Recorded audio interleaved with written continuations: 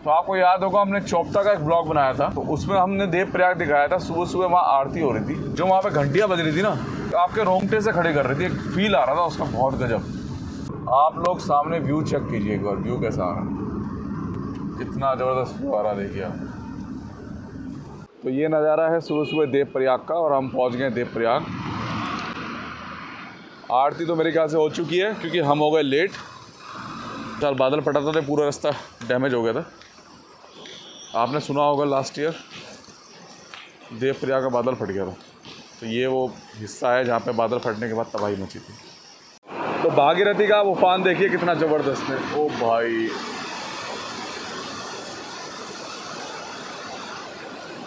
कितना ज़बरदस्त उफान। नमस्कार दोस्तों, फिर से स्वागत है आप सभी का एक बार हमारे चैनल पर 2264 पे। तो दोस्तों फिलहाल है हम लक्ष्मण झूला पे, और आज हमारा दोनों भाइयों का जो मन करा कि आज हम देखेंगे देवप्रयाग की आरती। तो बहुत दिन हो गए थे देवप्रयाग गए हुए हमें, तो आज अचानक ही प्रोग्राम बनाया कि चल यार सुबह सुबह चलते हैं, सुबह 5:30 बजे की आरती देखते हैं देवप्रयाग की। मगर आज मौसम थोड़ा सा हमें साथ नहीं दे रहा। 4:30 हो चुके हैं और अभी हम लक्ष्मण झूला क्रॉस कर रहे हैं, जबकि हमें 4 बजे के आसपास लक्ष्मण झूला क्रॉस करना था। हम लेट चल रहे हैं आधा घंटा। तो कोशिश करेंगे कि आपको आज देवप्रयाग की सुबह 5:30 बजे की आरती दिखाएं। ब्लॉग थोड़ा सा अंधेरे में रहेगा। आज मैं आपको रोड कम दिखाऊंगा और देवप्रयाग ज़्यादा दिखाऊंगा। यात्रा जोरों पे चल रही है, हेमकुंड साहिब की यात्रा उससे भी ज़्यादा जोरों पे चल रही है, जिस वजह से अच्छी खासी मात्रा में यहाँ पे श्रद्धालु आए हुए हैं। अभी पीछे ऋषिकेश का जो गुरुद्वारा है, वहाँ भी काफ़ी भारी मात्रा में मैंने श्रद्धालु देखे जो हेमकुंड साहिब की यात्रा के लिए तैयार हो रहे थे। हमारा फेवरेट बोर्ड आ चुका है और ये बोर्ड आ चुका है, केदारनाथ जी 223 किलोमीटर।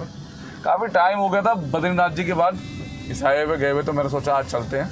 तो सुबह सुबह का टाइम है और मुझे ऐसा कुछ दिख नहीं रहा कि यात्रा के लिए काफ़ी बड़ी मात्रा में गाड़ियाँ निकल रही हैं ऋषिकेश से। मगर मैंने सोचा था जिस हिसाब से जैसे रजिस्ट्रेशन नहीं मिल रहे हैं और पूरे फुल चल रहे हैं चारों धाम, तो मुझे लग रहा था सुबह सुबह काफ़ी गाड़ियाँ निकलती होंगी। यूपी 15 के भाई निकल रहे हैं बाइक पे, तो ये लग रहा है मुझे यात्रा पे ही जा रहे हैं बाइक से। तो आज 2 महीने बाद हम इस रूट पे आ रहे हैं। जब बद्रीनाथ जी का लास्ट हमने ब्लॉग बनाया था, उसके बाद आज आ रहे हैं। तो एक अपडेट भी मिल जाएगी हमें भी कि क्या कंडीशन है रूट की देवप्रयाग तक। फ़िलहाल तो ठीक ही लग रहा है। 17 जून का दिन है दोस्तों आज, और पिछले 1 महीने से इतनी ज़्यादा गर्मी हो रही है ना उत्तराखंड में, बहुत ज़्यादा, हरिद्वार में और देहरादून में। तो आज ये बारिश हुई है ना, इससे काफ़ी राहत मिलेगी। एक तरीके से थोड़ा सा अंदाज़ा भी आज हमें लग जाएगा कि रूट की क्या कंडीशन है। बहुत टाइम हो गया यहाँ पे आए हुए। तो आपको याद होगा हमने चोपता का एक ब्लॉग बनाया था, तो उसमें हमने देवप्रयाग दिखाया था। सुबह सुबह वहाँ आरती हो रही थी, और जो वहाँ पे घंटियाँ बज रही थी ना, वो ना मतलब आपके रोंगटे से खड़े कर रही थी। एक फील आ रहा था उसका बहुत गजब।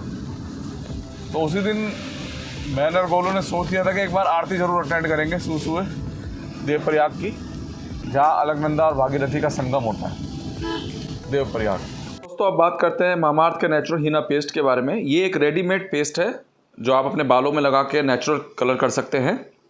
ये 100% नेचुरल है और हीना का है। ओपन करने के बाद 1 महीने के अंदर ये ख़राब हो जाता है, और जब भी आप इसे ओपन करें तो जितना यूज़ हो गया बाकी बचे हुए को फ्रिज में रखें। काफ़ी चीज़ें इसमें मिली हुई हैं, जैसे मेथी है, कॉफ़ी है, शिकाकाई है, ब्राह्मी है, काफ़ी चीज़ें इसमें मिक्स है, और ये पूरी तरीके से नेचुरल है। इसे लगाया कैसे जाता है और यूज़ कैसे किया जाता है वो मैं आपको अभी दिखाता हूँ। तो जितनी ज़रूरत हो उस हिसाब से आप अपना पेस्ट निकाल लीजिए। अब जैसे फ़िलहाल इसे उमेश यूज़ करेगा तो हम उसी के हिसाब से निकालेंगे, और इसे ढंग से बिल्कुल तरीके से मिक्स कर लेंगे। तो जितना ज़रूरत है उतना निकाल के बाकी जो बचा हुआ है उसे आप अपना फ्रिज में रख दीजिए, और 1 महीने के अंदर पूरा यूज़ कर लीजिए। लगाने से पहले बाल ऐसे हैं, और फिर लगाने के बाद मैं आपको रिज़ल्ट अलग बताऊंगा क्या रिज़ल्ट आया इसका। तो लगाने के बाद आप 1 से 2 घंटे के लिए इसे सूखने दीजिए, और उसके बाद अपने बाल वॉश कर लीजिए। तो वॉश करने के बाद आप देख सकते हैं बालों में कलर बिल्कुल नेचुरल हो गया है, और लग ही नहीं रहा है कि बाल कलर किए हैं, बिल्कुल नेचुरल हो गया है, देखिए आप। तो दोस्तों यही था नेचुरल हीना पेस्ट मामाअर्थ का, जिससे आप मामाअर्थ की ऑफिशियल वेबसाइट से, अमेज़ॉन से और नायका से भी परचेज़ कर सकते हैं। मामाअर्थ की ऐप से भी परचेज़ कर सकते हैं। अगर आप हमारे दिए हुए कूपन का प्रयोग करेंगे तो आपको उस पर 20% का डिस्काउंट मिलेगा। तो हमारा दिया हुआ कूपन जो है वह है मट्टू 2022, इसका यूज़ करके आप 20% का डिस्काउंट ले सकते हैं। बहुत ही अच्छे रिजल्ट हैं दोस्तों, आप निराश नहीं होंगे। यात्रा का तो रजिस्ट्रेशन हमें मिल नहीं पा रहे, तो हम लोकल्स के हैं तो हमें नहीं मिल पा रहे, तो बाहर के लोगों को तो वैसे ही बहुत परेशानी हो रही है। तो हमने सोचा देवप्रयाग चलते हैं, थोड़ा सा मन हल्का करके आते हैं। जैसा कि आप लोग तो जानते ही हैं कि हमारे मैक्सिमम ब्लॉग्स जो होते हैं वो मॉर्निंग में ही स्टार्ट होते हैं। जैसा कि हमने यात्रा से पहले जितने भी ब्लॉग बनाए हैं, हमें आज भी वैसे ही लग रहा है कि हम यात्रा से पहले वाला ही ब्लॉग बना रहे हैं, क्योंकि हमें कोई खास भीड़ नज़र नहीं आ रही सुबह सुबह। तो शिवपुरी हम पहुँच गए हैं फ़िलहाल। तो हम मॉर्निंग में कुछ गाड़ियाँ नज़र आने लगी हैं, कुछ वापस उतर रही हैं, कुछ जा रही हैं। अब वो शिवपुरी से आ रही हैं या शिवपुरी जा रही हैं, कुछ कंफर्म नहीं है। तो यात्रा ने तो कमाल कर रखा है, इस बार सारे रिकॉर्ड तोड़ रखे हैं, आप लोगों को बताइए, मुझे कहने की ज़रूरत ही नहीं है। तो ये हालात हो गए हैं कि जो यात्रा से पहले वहाँ पर गए हैं उनको भी सीट नहीं मिल रही अब जाने की, ऑनलाइन रजिस्ट्रेशन नहीं मिल रहा। तो हमने इतने एफर्ट किए उस टाइम पे, और हमने मतलब ऐसा नहीं है कि कोई एफर्ट करा, मगर हमने ये नहीं सोचा था कि हम भी यात्रा नहीं कर पाएंगे, हमें भी रजिस्ट्रेशन के चक्करों में फंसना पड़ेगा। तो लोकल्स के होने के बावजूद हमें भी अब स्लॉट नहीं मिल रहा है, ना बद्रीनाथ जी का ना केदारनाथ जी का। खुलते बाद में फुल पहले हो जाते हैं। अब कुछ लोग कह रहे हैं कि सेटिंग चल रही है, कुछ कैश कह रहे हैं, कुछ कह रहे हैं, तो कहने को तो कुछ भी कह सकते हैं, मगर फ़िलहाल तो रियलिटी यही है कि आपको स्लॉट नहीं मिल रहे। तो शिवपुरी क्रॉस करके तो ऐसा लग रहा है जैसे बारिश ही नहीं हुई है यहाँ पे, और दिन भी अब निकल चुका है, और हम लगभग आधा घंटा लेट चल रहे हैं फ़िलहाल। तो कोशिश कर रहे हैं कि गाड़ी थोड़ा सा खिंच जाए। और यहाँ पे चल रहा है ऋषिकेश कर्णप्रयाग रेलवे प्रोजेक्ट का काम, टनल का। यहाँ बन रही है टनल, 24 घंटे काम चलता है यहाँ पे टनल का ना, नॉन स्टॉप। जितनी भी टनल्स बन रही हैं उनमें 24 घंटे काम चलता है, 24 घंटे, वो भी नॉन स्टॉप। जैसे जैसे दिन निकल रहा है तो व्यू बहुत अच्छे बनते जा रहा है, और आप देखिए सामने एक अलग ही एहसास होता है पहाड़ों पर जब सुबह सुबह दिन निकलता है और आप जा रहे होते हो, बहुत अलग ही फील होता है। तो भैया बहुत अलग फील, पता नहीं ऐसे क्यों लगता है जैसे किसी बहुत ऐसी जगह पे हैं जहाँ पर जैसे कि शांति मन की, भगवान की प्राप्ति।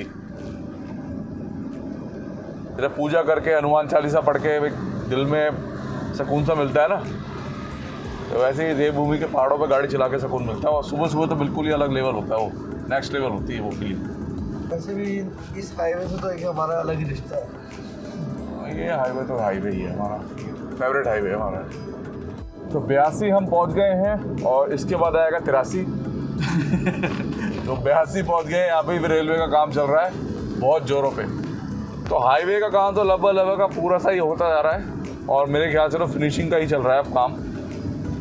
अब रेलवे प्रोजेक्ट का काम पे जोड़ दिया जा रहा है बहुत तेज़ी से, और ये भी बहुत जल्द पूरा कर दिया जाएगा, ज़रा वक्त नहीं लगेगा इसे लिए, लग रहा है मुझे, क्योंकि सुनने में तो यही आ रहा है कि ये बिफोर टाइम कंप्लीट होगा। तो इनकी टाइमिंग है, जो उनकी लास्ट डेडलाइन है उससे पहले ही ये कंप्लीट हो जाएगा। तो 82 पहुँच चुके हैं, आप आराम से यहाँ रुक के चाय पानी नाश्ता कर सकते हैं। अच्छे होटल्स हैं, अच्छी चाय मिलती है यहाँ पे। तो कुछ इस तरीके का नज़ारा सुबह सुबह 82 का। इस हाईवे पे भी हमने बहुत से रूप देखे हैं। हमने इस हाईवे पे, सही कह रहा बोलो बिल्कुल, हमने इसका बचपन भी देखा है, इसकी जवानी भी देखी है, बुढ़ापा भी देखा है, और फिर से जवान होते हुए भी देख रहे हैं इसे।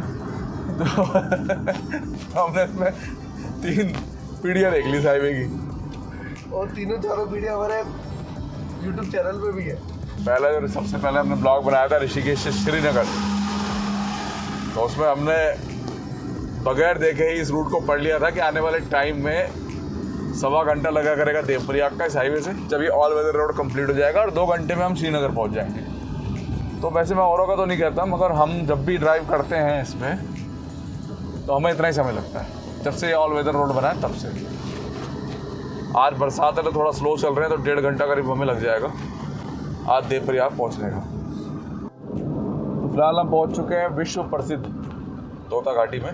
कई बार अब तो ड्राइव करते हुए ना ऐसा लगता है कि ना, अरे तोता घाटी निकल तो नहीं गई कहीं, क्योंकि वो एक समय था जब यहाँ से निकलने में 2-2 घंटे लग जाते थे, और एक अब समय है,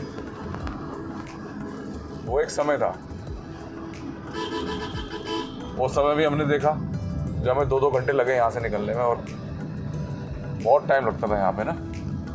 और जो यहाँ पे पहाड़ का मलबा हुआ करता था ना, जब ये पहाड़ काट रहे थे, वो मलबा इतना ज़्यादा नोकीला था कि वो आपके टायरों की हंसते सी मार देता था। और आप देखिए, अब लगता ही नहीं कि हम उस तोता घाटी से गुजर रहे हैं। कई भाइयों ने मुझसे पूछा कि यात्रा किस समय शुरू करें, तो सुबह 4 बजे अगर आप शुरू करोगे ना तो आप बहुत कुछ कवर कर लोगे बगैर ट्रैफिक जाम के। अभी श्रीनगर से लेकर रुद्रप्रयाग के बीच में क्या हाल है वो मुझे नहीं पता, क्योंकि हम काफ़ी टाइम से गए नहीं हैं और वो बहुत ज़्यादा ट्रैफिक वाला एरिया हो चुका था, जाम वाला। दोस्तों फिलहाल हम पहुंच चुके हैं तीन धारा, और तीन धारा ऐसे ही है जैसे कि दिल्ली हरिद्वार हाईवे के बीच में खतौली पड़ता है। रेस्टोरेंट है यहाँ पे। और देखिए आप कितनी गाड़ियाँ रुकी हो रही, वाकई में बहुत गाड़ियाँ रुकी हुई हैं यहाँ तो। सब यात्रा से वापस आ रहे हैं, खुद जा रहे हैं। तो फिलहाल हम तीन धारा से गुजर रहे हैं। तो ऋषिकेश से 40-50 किलोमीटर ही बस चली है, और देखिए यहाँ पे तीन धारा का स्टॉप ले लिया। आप लोग सामने व्यू चेक कीजिए एक बार, व्यू कैसा आ रहा है, कितना ज़बरदस्त व्यू आ रहा है, देखिए आप।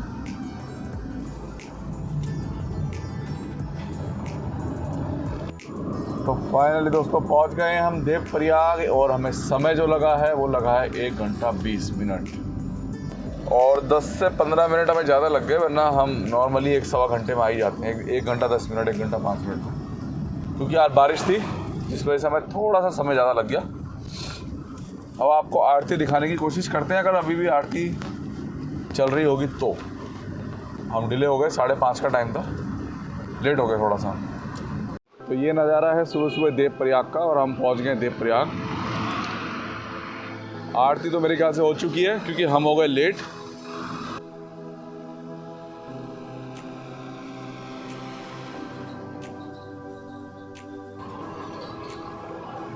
और ये घाट का नज़ारा देखिए आप। इतना ज़्यादा जूम करने में क्लियर तो नहीं आता, मगर कोशिश तो मैं कर रहा हूँ कि आप लोगों को दिखाऊं।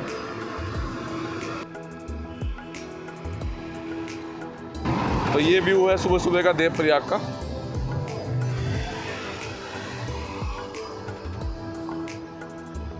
आप देख सकते हैं।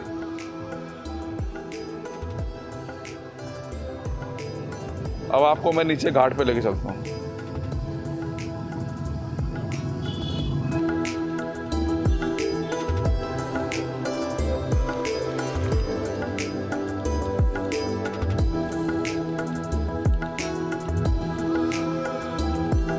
देवप्रयाग का सुबह सुबह का नज़ारा। वो खड़ी हमारी गाड़ी, और यहाँ है पुलिस चौकी, और अब हम जाएंगे नीचे की तरफ।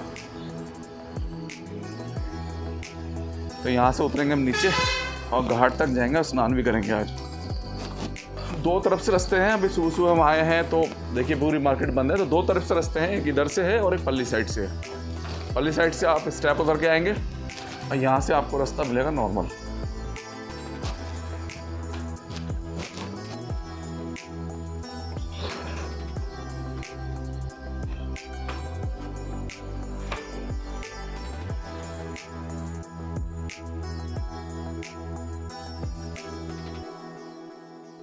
दोस्तों ये रास्ता जो है नया बनाया है।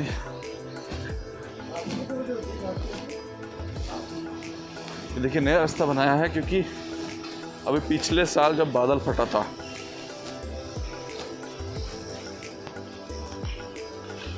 ये देखिए पिछले साल बादल फटा था तो पूरा रास्ता डैमेज हो गया था। आपने सुना होगा लास्ट ईयर देवप्रयाग का बादल फट गया था। तो ये वो हिस्सा है जहाँ पे बादल फटने के बाद तबाही मची थी, और ये मचा है, ये बना है नया रास्ता।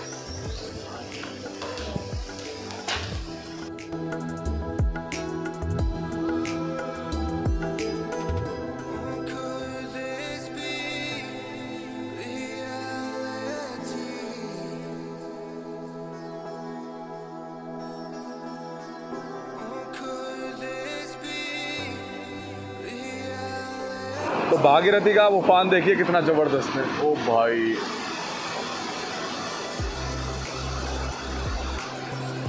कितना जबरदस्त उफान।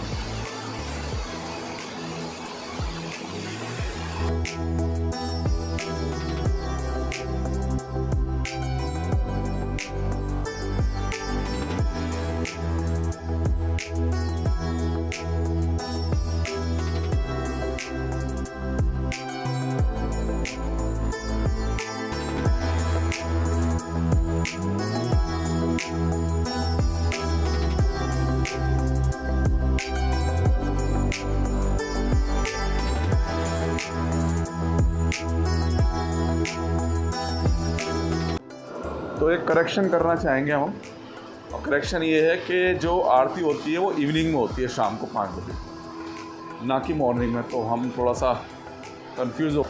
हाँ, हमने थाने में फ़ोन किया था। 5 बजे सुबह आरती होती है, हम उसी हिसाब से आए। तो सुबह नहीं होती आरती, आरती होती है शाम को 7 बजे। और मार्केट फ़िलहाल बंद है क्योंकि मॉर्निंग का टाइम है और अभी 6 भी नहीं बजे, इसलिए मार्केट बंद है। जो दूसरा रास्ता मैं आपको बता रहा था वो ये है, और ये पूरा स्टेप्स उतरता है नीचे तक, यहाँ तक। और हम आए पैदल वाले रास्ते से, थाने वाली साइड से, इधर से। दोनों रास्ते मिलते हैं यहाँ के, और हम जाएंगे इधर से।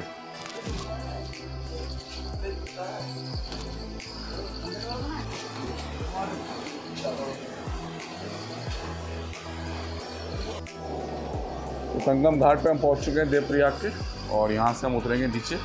थोड़ा सावधानी से उतरें क्योंकि सीधा खड़ा है बिल्कुल रास्ता ना, थोड़ा सा सावधानी से उतरें।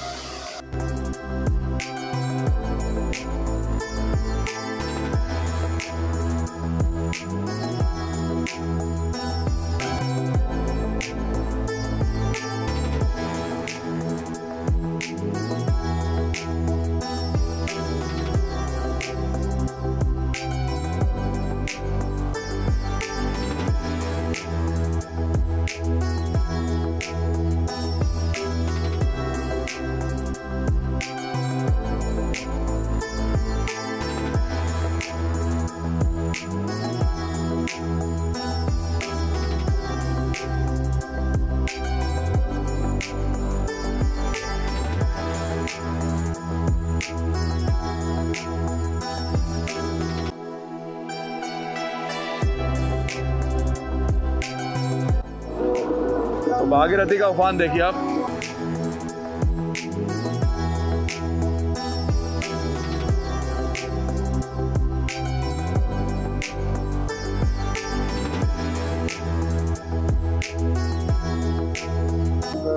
तो भागीरथी के मुकाबले अलकनंदा देखिए कितनी शांत है।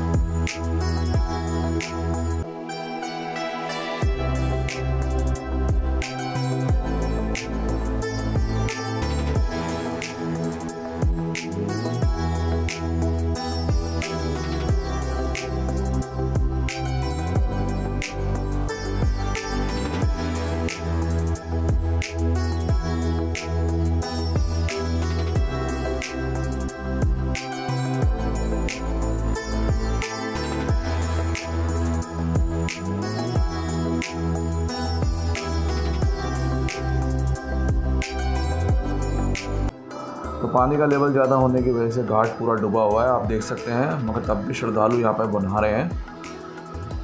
इस समय पानी का लेवल ज़्यादा है अलकनंदा और भागीरथी दोनों में। ये यहाँ का कुछ नज़ारा, काफ़ी श्रद्धालु आए हुए हैं यहाँ पे। तो देखिए यहाँ पे कुछ ऐसा नज़ारा है फिलहाल।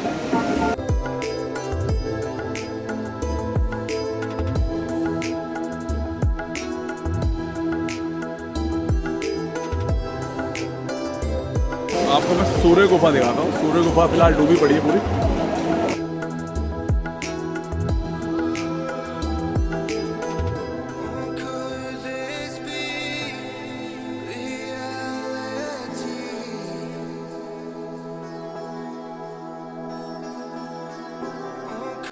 तो गोलू फिलहाल चला गया नीचे स्नान करने के लिए, और अब मैं भी नीचे जा रहा हूँ स्नान करने के लिए।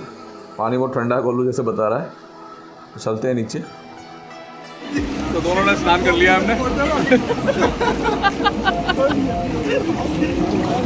भैया स्नान हमने कर लिया है, और अब हम वापसी के लिए निकलेंगे यहाँ से।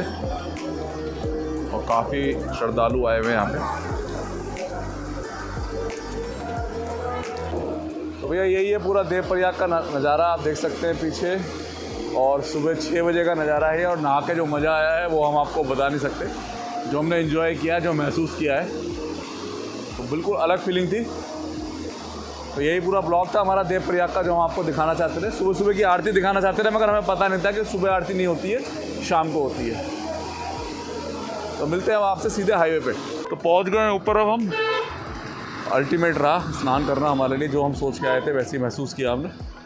तो जब भी आप यात्रा वगैरह पे जाएं तो आप देवप्रयाग रुक के स्नान जरूर करें, एक अलग ही एनर्जी मिलेगी आपको अपनी बॉडी में। तो 1 घंटा 20 मिनट 1 घंटा 20 मिनट में हम यहाँ पहुँच गए थे। और जो हमें थोड़ा सा गलत था कि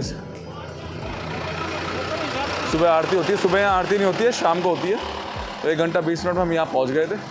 अब निकल रहे हैं वापसी के लिए। तो आशा करते हैं आप सभी को ब्लॉग पसंद आएगा। पसंद आए तो वीडियो को लाइक शेयर कीजिएगा और चैनल को सब्सक्राइब कीजिएगा। धन्यवाद।